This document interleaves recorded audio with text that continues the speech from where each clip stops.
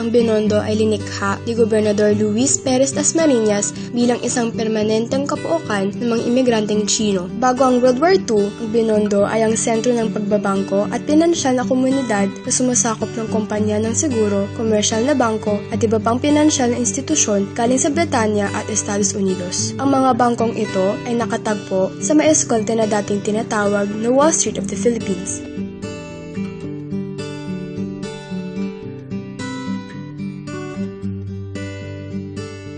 Ang una naming dinaanan ay ang Po Chuan Am Temple. Ito ay isa sa mga relihiyosong gusali kung saan nag-iensayo ng Budismo ang mga taong Budista. Ang mga kutsyon na nakalatag sa sahig ay para sa mga magdadasal dahil sila rin ay lumuluhod kagaya ng mga Katoliko. Ang insenso naman ay ginagamit ng mga Budista dahil naniniwala silang ito ang daan ng kanilang mga dasal papunta sa kanilang Diyos. Prutas at iba't ibang klase ng pagkain naman ang kanilang mga inaalay.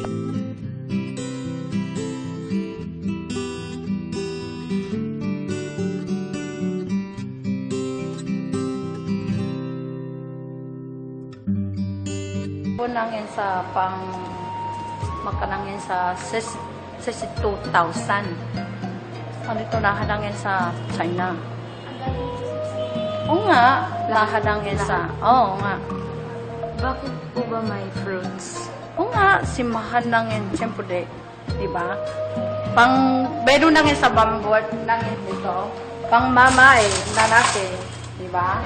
Oo nga, pang ice silang, pang bata, lahat bedon. Pang sikudado, pwede lang sa inlong. Tapos silang, okay, di ba?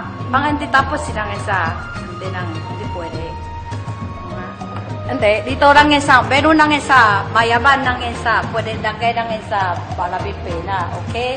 Pang hindi lang sa, di ba? Pwede lang sa tulong. Dito lang sa pang-alay. Tapos bukha lang sa, lahat lang sa, ganyan. Totoo lang yan sa, hindi lang yan sa, pangbuhay lang yan sa, totoo. Sunod na pinuntahan namin ay ang Binondo Church. Naitayo ang simbahan na ito noong 1596, ngunit nasunog ito sa taong 1762 dahil sa pagsasalakay ng mga taga-Bretanya. Muling itinayo ang simbahang noong 1852 sa parehong lugar kung saan ito nasunog. Sa Setyembre ng 1944 naman ay nasira ang estruktura dahil sa pagbobomba ng Air Force ng Estados Unidos. Bagong bubong ang inilagay noong 1950s at natapos ito ayusin sa taong 1984.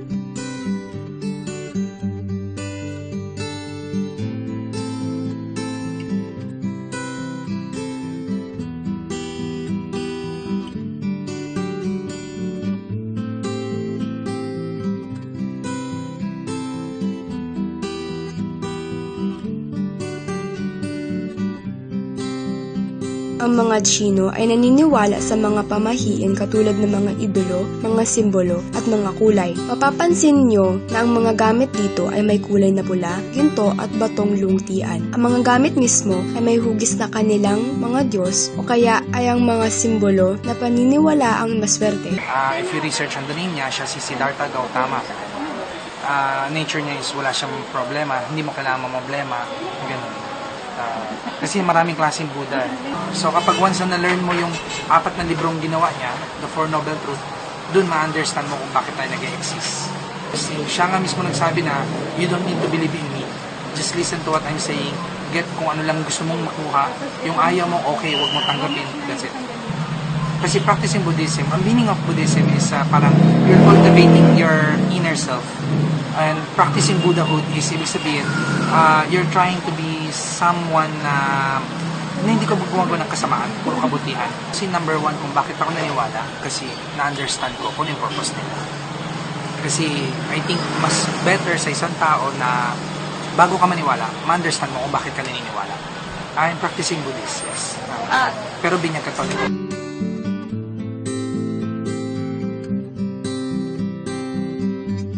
Ang Sengguan Temple ay kagaya ng Po Chuan Am Temple. Dito nakakaensayo ang mga Budista ng kanilang relihiyon kung saan may mga lugar upang makaluhod ang mga tao at magdasal. Mayroon rin mga altar kung saan kinakausap ng mga tao ang kanyang minamahal na yumao habang may hawak na insenso. Dito sa Sengguan Temple, may isang malaking instante kung saan nakalagay ang mga larawan at pangalan ng mga yumaong minamahal ng mga taong aktibo sa templong ito.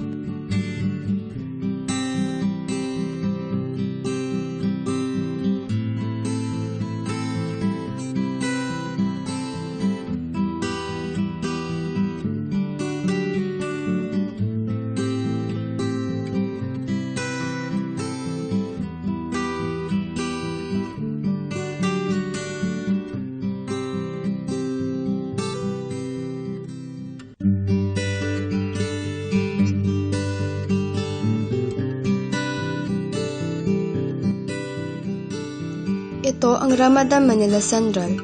Isa siyang hotel na bukas para sa lahat.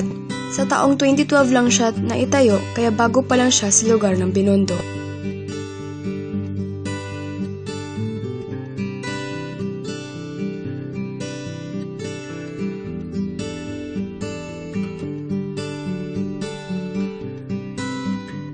Mayroon ring Mr. Ube sa tabi nitong hotel kung saan meron silang iba't ibang mga lasa ng siopaw kagaya ng ube at buko pandan.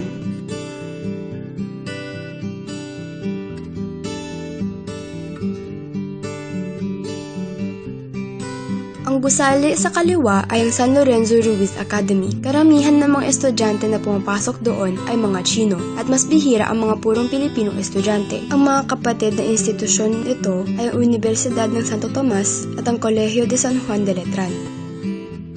Ito ang Ongping Street, kung saan makakita ka ng mga gamit na hindi mo inaakalang kailangan ngunit hindi mo naman nakikita sa mga mall. Kagaya ng mga alahas na may matataas ng karat ng ginto o kaya mga modernong gawaan ng hardware. Ang pangalan ng kalye ay galing kay Don Roman Ongpin, isang Chinong negosyante na naging kilala dahil sa kanyang pinansyal na suporta para sa mga katipunerong rebelde noong 1896.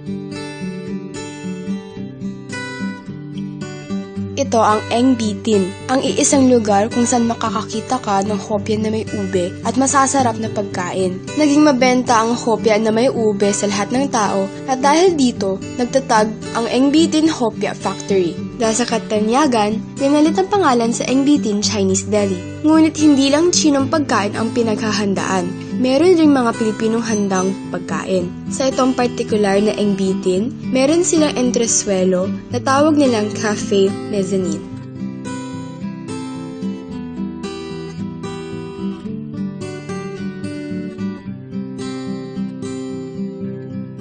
Iyan ang Shoppers Mart ng Binondo. Ito ay punong opisina na matatagpuan sa William Building. Ang kanyang mga bodega naman ay matatagpuan sa Zamboanga. Sa tabi nito ay may maliit na altar na kagaya sa mga templo para magamit ng mga tao.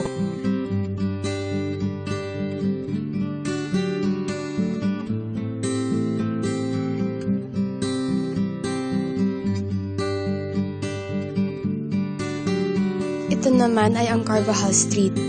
Sa maliit na taang ito, marami mga nagbebenta ng mga prutas, gulay, isda, hipon, puset, at iba pang mga klaseng pagkain. Sa maikling salita, mini palengke rito. Naniniwala rin ang mga Chino na kahit anong bilog ay maswerte. Kaya madalas, mas pipiliin ng mga Chino ang mga hugis bilog ng mga pagkain kagaya ng mga prutas. May mga panenderya, restaurant, opisina ng doktor sa mata, at tindahan ng libro pa. Kadalasan, medyo mabawang amoy dito dahil sa kulong ng init at sa pagkain na binibenta.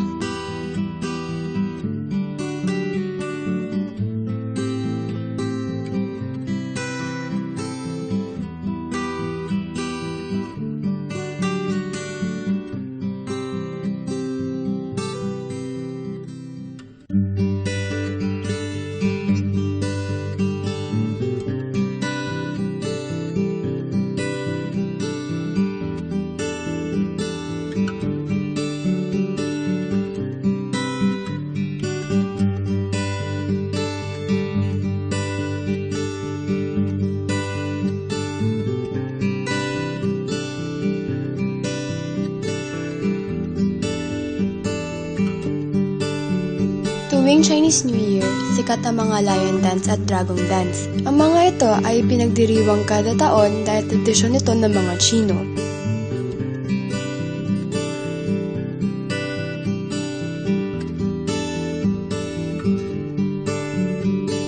Ang mga truck ng pamatay sunog sa Binondo ay pinamamahalaan ng mga Chinong voluntaryong organisasyon.